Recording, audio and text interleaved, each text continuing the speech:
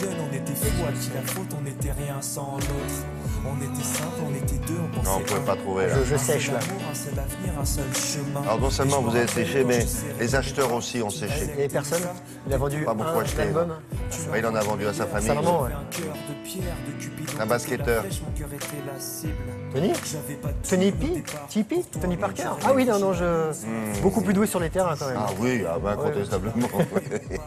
Bon, alors, on commence par le tennis, le Master de Londres. Exactement, donc on rappelle les 8 meilleurs mondiaux qui sont divisés en 2 groupes. Les 2 premiers de chaque groupe sont qualifiés pour les demi-finales et on a déjà 2 premiers qualifiés, Nishikori, le japonais, et Roger Federer. Et regardez ce qui s'est passé hier pour le Suisse numéro 2 mondial qui avait déjà son ticket pour le dernier carré avant le match d'hier. Il a tout simplement humilié Andy Murray. William, écoutez-moi bien, 6-0, 6-1. En 56 minutes, une douche écossaise pour le Britannique, 6e du classement, qui pourtant était l'un des rares joueurs à pouvoir rivaliser avec Federer.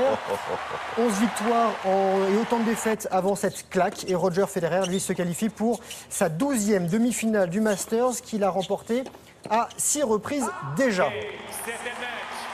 L'autre qualifié, c'est le japonais Kei Nishikori, 5e mondial, qui a battu David Ferrer, espagnol, 10e du classement et remplaçant de dernière minute suite au forfait du Canadien Raonic, blessé. Rencontre disputée et victoire du japonais en 3-7, 4-6. 6-4, 6-1. Et il y aura également 2 Français en demi-finale, en double. La paire tricolore qui est en bas de votre écran, Julien Beneteau, Édouard Roger Vasselin, numéro 4 du classement. Ils ont dominé, ces Français, l'équipe brésilo-croate. Dites-moi, William. Pourquoi ils sont tous en jaune? C'est ce qu'on se posait comme question avec mon monteur. En ce moment, c'est un petit peu compliqué. Ici, ils étaient tous en jaune. Pour les repérer, c'est un peu compliqué. C'est Marcelo Melo et Ivan Dodik qui sont donc... battus et les Français qui sont en demi-finale. Oui, ils sont tous souvent de même couleur. Le directeur du tournoi ne peut pas dire vous. Oui, comme dans les matchs de foot ou de basket où on a des façon... couleurs. Oui, parce que là, pour les reconnaître, c'est pas simple. Parce que les 2 Français avaient déjà des maillots disputé un match contre des gens qui avaient des maillots jaunes, les mêmes que. Bon. Ils ont les mêmes sponsors. Bon, on verra faire ça. Il y aura du foot ce soir, William, avec un match amical, c'est France-Albanie. On va prendre des nouvelles des Bleus. Allez, on a quelques images.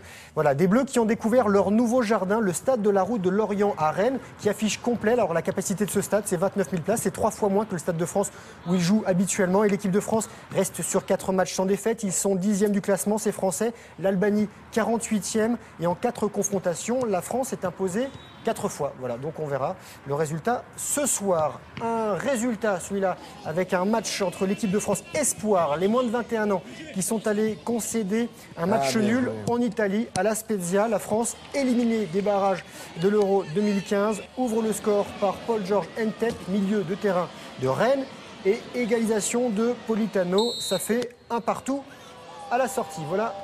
Jusqu'au bout. Et encore un mot de foot avec la Danone Nation Cup qui a débuté au Brésil sur la pelouse de l'Arena Corinthians qui a accueilli le match d'ouverture de la dernière Coupe du Monde. Et c'est une compétition qui rassemble 400 enfants de 32 pays, William. C'est en quelque sorte la Coupe du Monde des moins de 12 ans. Et la France est représentée par les jeunes des Girondins de Bordeaux. On les suivra. Et l'an dernier, la France a remporté, c'était le RC Lens, les jeunes Français qui avaient remporté cette compétition. On va essayer de les suivre. On aura des images qui viennent de là-bas. On sait ce qu'ils deviennent après. S'ils continuent, on ne sait pas ça. Certains progressent. Oui. On a des images de la route du Rhum, William. Parce que c'est pas terminé. Alors les plus gros bateaux sont arrivés, les plus petits arrivent en multi, 50 multicoques de 15 mètres. Victoire cette nuit d'Erwan Leroux qui est arrivé à Pointe-à-Pitre. Le Breton a traversé l'Atlantique en 11 jours, 5 heures, 13 minutes. Il bat le temps de référence de cette catégorie, donc de plus de 12 heures. Et on attend aujourd'hui les premiers monocoques avec notamment François Gabard qui est à 187 km de l'arrivée. On va rester sur l'eau, le marathon international des gorges de l'Ardèche, 30e édition, départ du Pont d'Arc, la monumentale arche de calcaire qui enjambe l'Ardèche à Vallon-Pont d'Arc. Il y avait plus de 1500 participants, 28 nationalités, descente au choix, 30 km ou 35. Et vous regardez ces embarcations parfois étonnantes, des canoës-kayaks avec 7, 8, 9 personnes. Victoire d'un duo espagnol en 1h26. Et nous sommes attendus, il y a un canoë de 9 places qui nous attend pour Télématin l'an prochain. Et si vous voulez voir un petit record pour terminer, regardez, c'est en basket, le plus long shoot de dos au panier. L'Américain Corey Thunder Lowe des Harlem Globetrotters a réalisé un shoot de 25 mètres, voilà, tout simplement. Facile pour lui. Il détenait déjà le record du shoot normal, donc face au panier, 33 mètres. Là, ça fait 25 mètres de dos. William, vous avez tout le week-end pour vous entraîner. On en reparle lundi. Voilà, on va installer un petit panier dans votre bureau. Les Harlem Globetrotters, très bien, merci beaucoup. On continue maintenant.